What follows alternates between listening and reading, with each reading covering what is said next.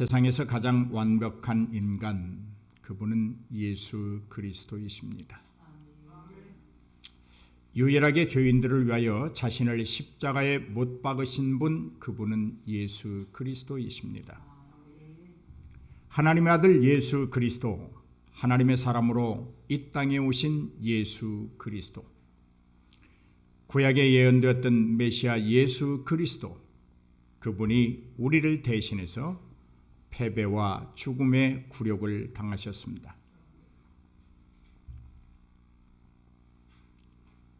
예수님의 죽음은 악과 냉소의 승리처럼 보였습니다. 예수님의 죽음은 세상의 모든 선이 악에 의해 무너지고 아름다운 것들이 악에 의하여 파괴되는 것처럼 보였습니다. 그럼에도 불구하고 예수님이 달리신 십자가는 죄인들에게 달콤한 나무였습니다. 피 묻은 예수님의 손톱은 죄로부터 구원받을 자들에게 향기로운 장미꽃 한 송이와도 같았습니다. 찢어지고 핥혀진 예수님의 등에 짊어진 죄악의 짐들은 우리에게 깃털 같은 가벼움을 주었습니다. 하나님은 십자가에서 세상에 대한 부성의 사랑을 표현해 주셨습니다. 십자가를 통해 자신을 믿는 자들에게 대한 영원한 사랑을 나타내 주셨습니다. 하나님은 십자가를 통해 죄인들과 하나님이 영원히 화해가 가능함을 선포해 주셨습니다. 그러므로 십자가는 예수 그리스도의 희생으로 하나님의 사랑을 경험한 사람들에게만 주어지는 신성한 보물이기도 합니다. 주님이 지신 십자가에서 또 다른 의미를 찾아볼 수 있습니다. 그것은 악의 승리가 항상 교만한 자들에게 돌아가는 것은 아니다라는 것입니다. 어떤 높은 명예가 반드시 힘 있는 자들에게 돌아가는 것도 아니라는 것입니다. 하나님께서 세상에서 당신의 뜻을 이루어가는 방식이 우리가 알 수 있는 것은 아니라는 것이며 우리의 통상적인 생각과 관념을 무력화한다는 것도 우리가 깨달을 수 있습니다. 여러분, 전능하신 하나님이 우리를 구원하시기 위하여 당신이 직접 십자가에 못 박히셨다. 이건 우리가 이해할 수 없는 아버지의 사랑이에요.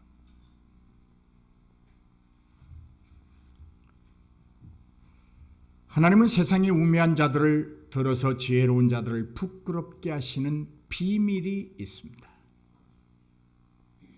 하나님은 당신의 의지와 뜻을 그리고 성취하려는 계획을 당신의 주권대로만 행하신다고 하는 비밀도 있습니다. 우리는 그 비밀을 다 알 수 없습니다. 하나님이 알려주시는 만큼만 우리는 알 수밖에 없는 피조물들입니다. 십자가가 주는 의미는 또 있습니다. 하나님은 가난한 자와 약한 자들을 통해 일하신다는 것이고 때로는 죽음을 통해 당신의 사랑을 실천하신다는 것입니다. 우리는 오늘 부활을 찬미에 앞서 분명히 가져야 할 믿음이 있습니다. 그것은 예수님이 십자가에서 돌아가셨다는 것이 사실이라는 것입니다. 이것은 신앙의 첫걸음에서부터 매우 소중한 진리입니다. 하나님이 나를 위하여 직접 죽으셨다. 우리의 모든 믿음의 소망과 기쁨은 여기서 출발하는 거예요. 절대자이신 하나님이 티끌만도 못한 미천한 나를 위하여 직접 십자가에서 죽으셨다. 이 비밀보다 놀라운 비밀이 어디 있겠습니까?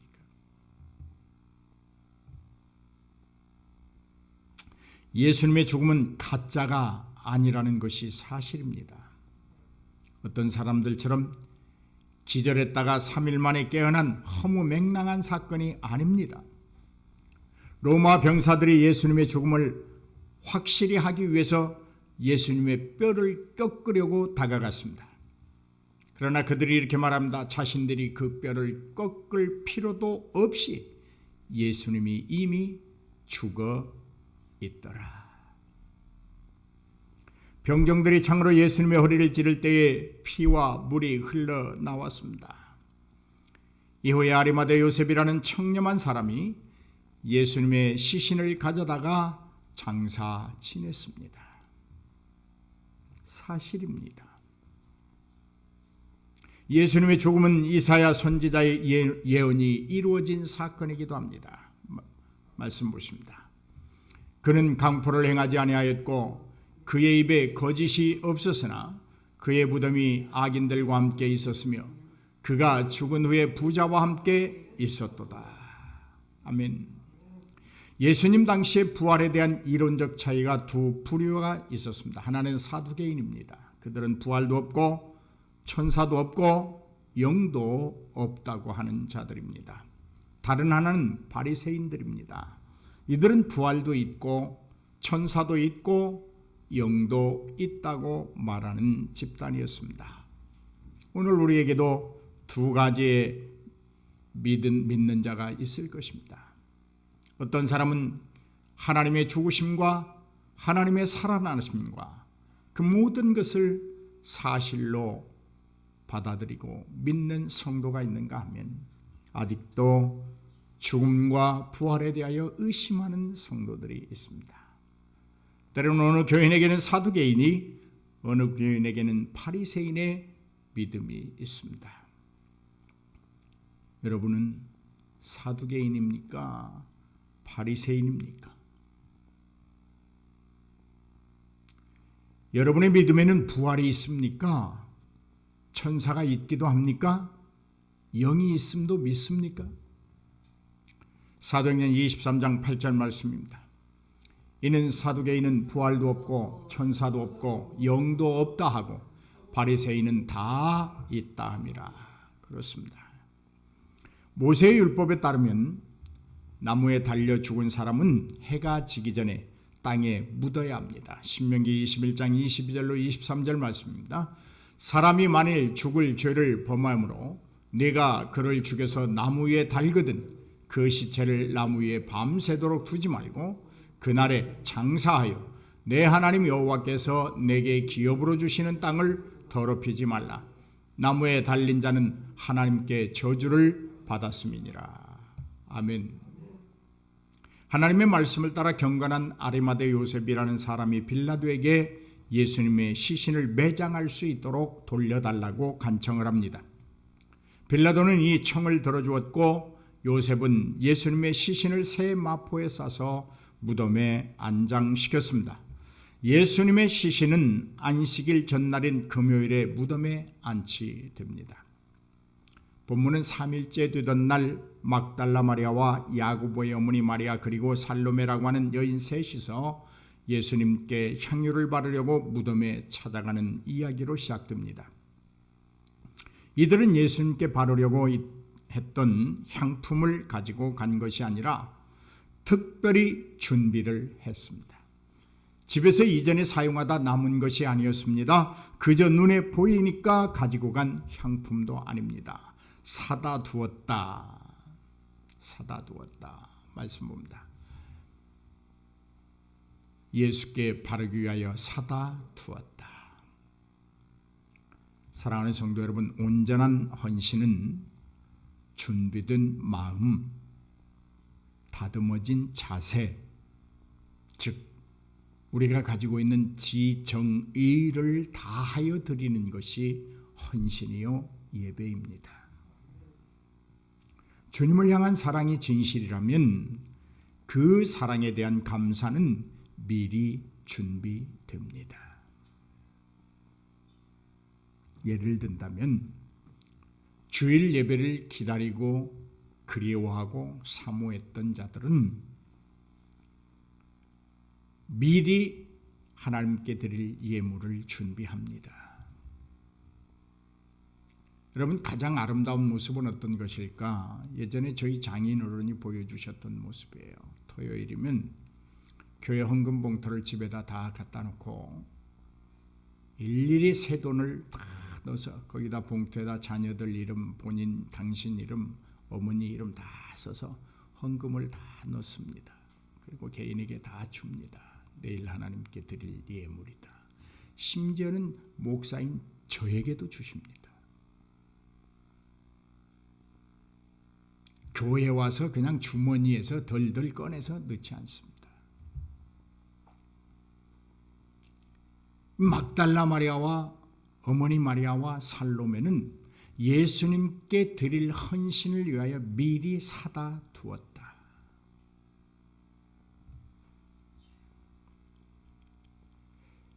준비된 헌신, 온전한 헌신, 거룩한 헌신은 갑자기 그 순간의 기분을 따라서 만들어지지 않습니다. 왜냐하면 진정한 헌신은 예수님의 사랑을 깊이 묵상함으로 빚어지는 아름다운 금대접의 향로가 되기 때문입니다.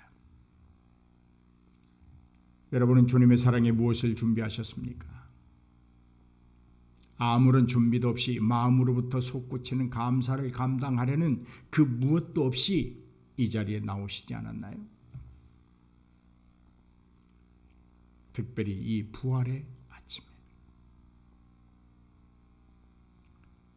이들이 서로 말합니다. 누가 무덤을 막고 있는 그 큰 돌을 옮겨줬으면 좋겠다. 우리는 여자들이니 약해서 그 돌을 옮길 수 없을 텐데 어쩌면 좋단 말이냐. 염려와 함께 무덤에 갑니다. 그런데 그들이 눈을 들어보니까 이미 무덤을 막고 있던 돌이 옮겨져 있습니다. 청년이 하는 말은 이런 말이에요. 봐라. 너희 눈으로 지금 확인해봐라. 무덤이 비어있다. 의심의 눈으로 바라보지 말고 정말 살아날 수 있을까? 정말 말씀하신 그대로 이루어졌을까? 의구심을 가지고 무덤에 오지 말고 확인해 보려고 오는 그거 별로 달갑지 않다. 똑똑히 보아라. 예수는 살아나셨다. 살아나신 이를 왜 여기서 찾느냐? 너에게 말씀하신 것을 생각해봐라. 그렇게 청년이 지금 말하는 거예요. 너에게 그동안에 예수님이 뭐라고 했더냐? 내가 죽었다가 3일 만에 살아나서 너희보다 먼저 갈릴리에 가 있을 것이다 라고 말하지 않아야 했느냐? 그대로 됐어. 의심하지 말어 라고 하는 거예요. 마태는 이렇게 증언하고 있어요. 말씀 읽습니다. 크게 읽으세요. 천사가 여자들에게 말하여 이르되 너희는 무서워하지 말라. 십자가에 못 박히신 예수를 너희가 찾는 줄을 내가 아노라. 그가 여기 계시지 않고 그가 말씀하시던 대로 살아나셨느니라. 와서 그가 누우셨던 곳을 보라. 또 빨리 가서 그의 제자들에게 이르되 그가 죽은 자 가운데서 살아나셨고 너희보다 먼저 갈릴리로 가시나니 거기서 너희가 배우리라 하라. 보라, 내가 너희에게 일렀느니라 하거늘. 할렐루야. 본문의 청년이 계속해서 이렇게 말을 합니다. 가서 그의 제자들과 베드로에게 이르기를 예수께서 너희보다 먼저 갈릴리로 가시나니 전에 너희에게 말씀하신 대로 너희가 거기서 배우리라 하라 하는지라. 하나님이 말씀하신 대로 살아나셨습니다. 여러분, 우리 잘못하면 하나님, 예수님, 성령님 따로 생각하는데요. 구약에는 그럼 하나님만 역사하고 신약에는 예수님만 역사하고 예수님이 하늘로 올라가신 다음에 성령만 역사하시느냐, 이렇게 가리키는 목사들이 있어요. 이건 아주 신학의 신자도 모르는 사람들이 하는 짓이에요. 하나님과 예수와 성령은 본질적으로 동일하신 거예요. 그러니까 예수님 그러면 하나님, 성령님 다 생각하고 읽어야 돼요. 지금 하나님이 직접 죽으시고 하나님이 살아나셨습니다. 할렐루야. 하나님이 나를 위하여 죽으시고 그 하나님이 나에게 부활을 확정하시려고 직접 살아나셨어요. 청년이 지금 그렇게 말하고 있는 거예요. 와서 봐. 너희들 눈으로 확인해 봐. 하나님이 죽으셨고 하나님이 살아나신 거야. 그러면서 청년이 하는 말이 예수님께서 너희에게 전에 말씀하셨던 대로 부활하셨고 예수님이 그렇게 말씀하시지 않았느냐? 저 성전을 헐어라. 내가 3일 만에 다시 세우리라고 하시지 않았느냐? 하나님이 말씀하신 대로 당신이 이루고자 하는 성취를 이루셨다. 이 말은 무슨 말이에요? 하나님은 우리를 위하여 죽으심의 그 목적은 우리에게 영원히 사는 부활을 주시기 위하여 죽으신 거예요. 그 목적의 성취를 이루신 거예요. 언약의 약속을 다 이루신 거예요. 할렐루야. 여러분, 죽었던 자가 살아나는 언약이 성취되었다면 말씀하시는 하나님이 그 말씀으로 세상을 창조하셨다면 창조하신 그 말씀으로 우리를 통치하시고 보존하고 계신다면 하나님의 언약은 그 어떤 것이라 해도 이루어지지 못할 것이 없음을 지금 말하고 있습니다. 죽음을 이기신 하나님이 못할 일이 뭐 있겠어요? 생명의 주인 되시는 하나님이 죽었다가 살아나셨는데 그 외의 것들을 못하실 분이 아니시잖아요. 약속의 말씀은 다 이루어지십니다. 전에 우리에게 말씀하신 대로 이루어지십니다. 다시 오신다는 말씀도 언약입니다. 반드시 이루어집니다. 천국과 지옥이 있다는 것이 하나님의 말씀입니다. 반드시 우리가 체험하게 될 것입니다. 행한 대로 갚아주시겠다는 말씀도 하나님의 말씀입니다. 상급은 그렇게 주어집니다. 믿는 자들에게 복을 주신다는 말씀 또한 선포하시는 하나님, 약속을 지키시는 하나님의 말씀입니다. 그대로 됩니다. 사실 여러분, 죽은 자가 살아난다고 하는 것 우리의 지식이나 경험치로 봐서는 믿기 어려운 것이 사실입니다. 말씀 보십시다. 당신들은 하나님이 죽은 사람을 살리심을 어찌하여 못 믿을 것으로 여기나이까? 사도행전 26장 8절 말씀이에요. 못 믿을 것이라 여기는 자들이 있었다는 거예요. 믿을 수 없다고 말하는 자들이 있었다는 거예요. 얄팍한 자기 지식을 앞세우는 자들에게는 부활이 믿겨지지 않습니다. 왜요? 인간이 가진 지식이나 인간이 가진 능력은 죽은 자를 살릴 수 없는 한계적인 것이기 때문에 그래요. 그러나 전능하신 하나님의 지식과 능력은 죽은 자를 능히 살리시는 권세와 능력이 있기에 가능한 일입니다. 그러므로 부활은 하나님만이 하실 수 있는 거예요. 부활은 하나님만이 성취하시는 거예요. 우리는 그분이 이루어주신 그 부활의 은혜를 오늘 수여받고 영원히 사는 거예요.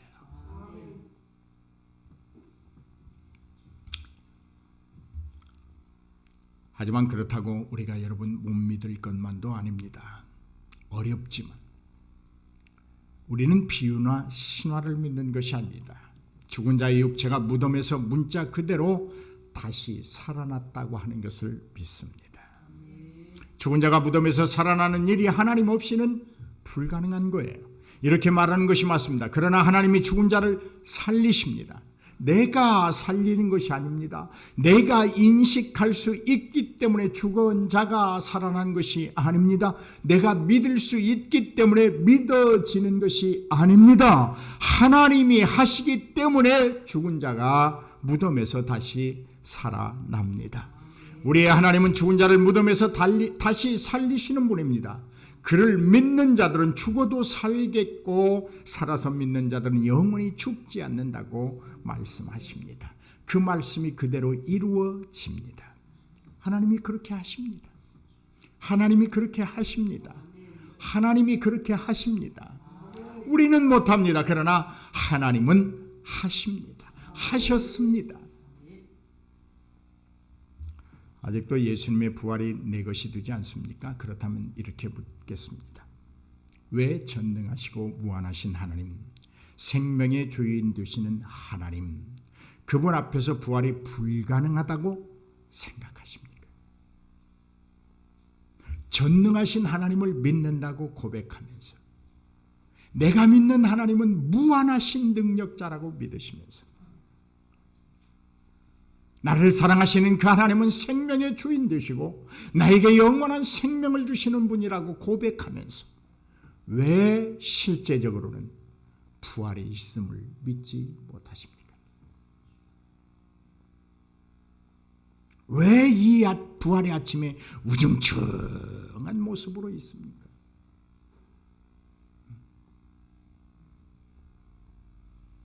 아직도 믿기 힘든 일이라고 생각하십니까?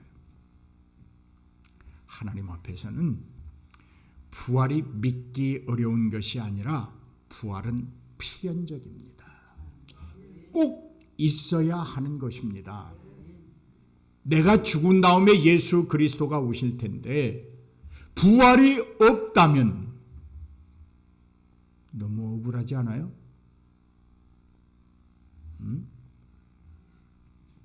내가 이렇게 택시 타고 그냥 저 멀리서 억지로 시간 내고 열심을 내서 교회에 오는데 부활이 없다면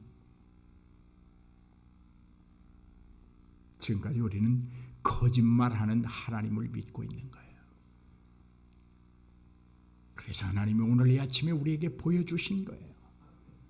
얘들아, 부활은 있다. 할렐루야.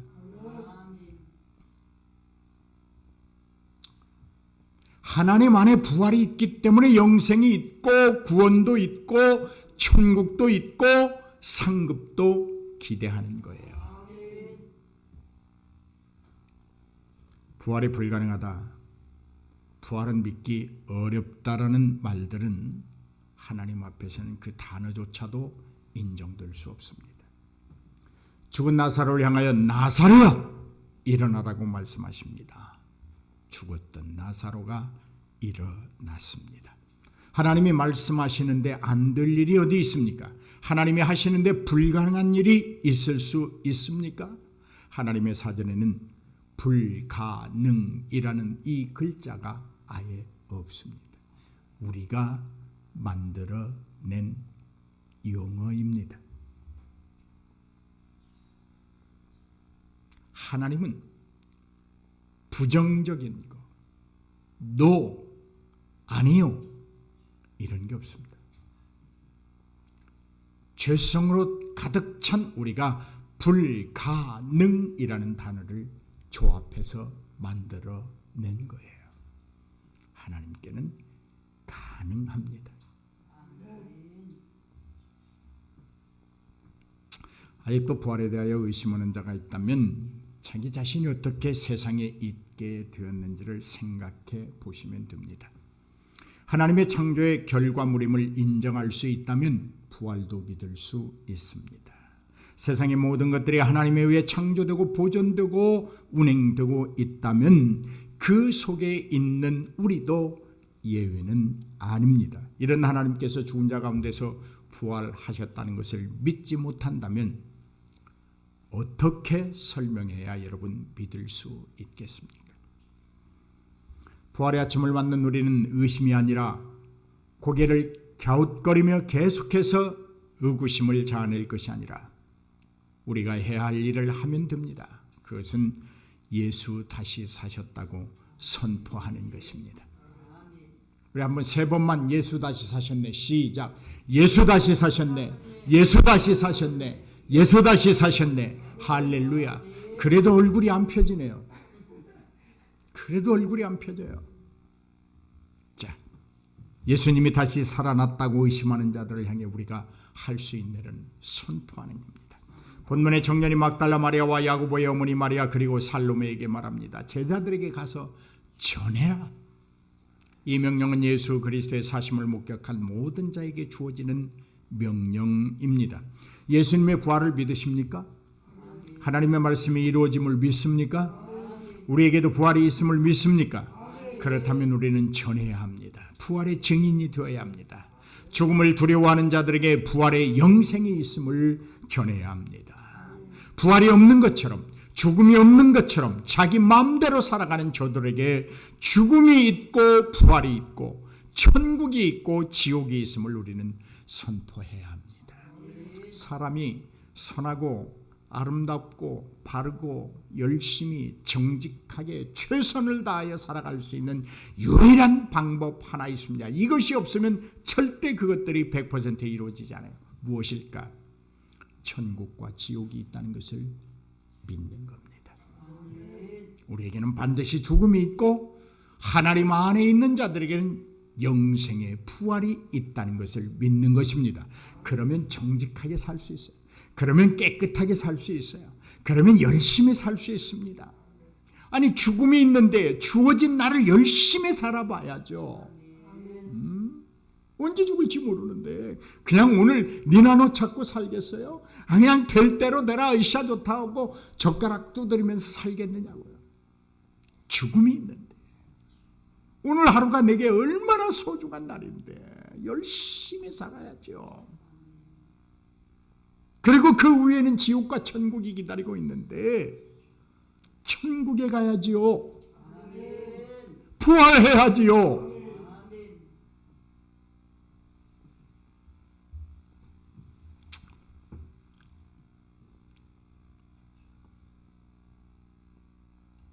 오늘 사랑하는 여러분, 예수의 부활을 믿으십니까? 하나님의 말씀이 이루어짐을 믿으십니까? 전하십시다. 전하십시다. 전해야 됩니다. 따라서 합시다. 부활은 기쁨이다. 부활은 생명이다. 부활은 내가 바라는 것이다. 할렐루야.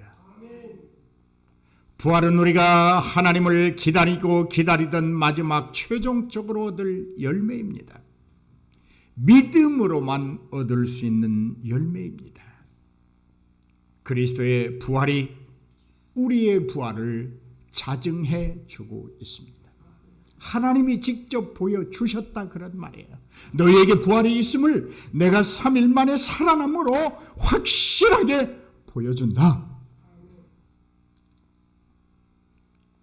예수의 죽음과 부활은 세계 역사가 기록하고 있는 거예요.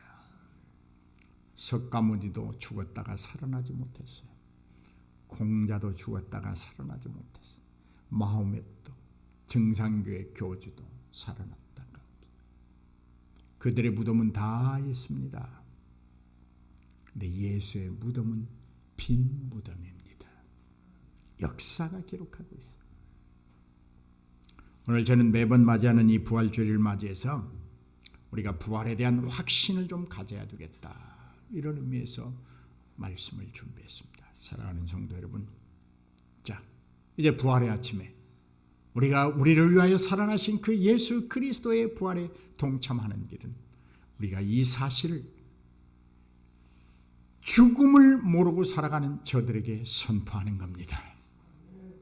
지옥이 있음을 거역하고 살아가는 저들에게 반드시 깨우쳐 주는 것입니다.